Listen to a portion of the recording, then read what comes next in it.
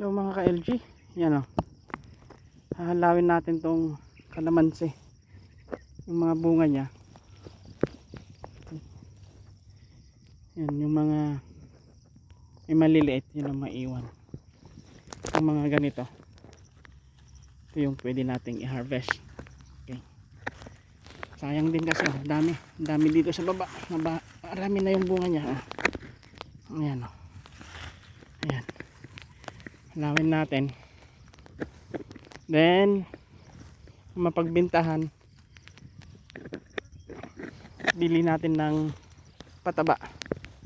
Tapos papataba natin dito. Yan. May mga pangilan-ngilan na. Yan o. Malalaki yung bunga niya. So hopefully pag nahalawan natin to, ang dami ang dami sa baba.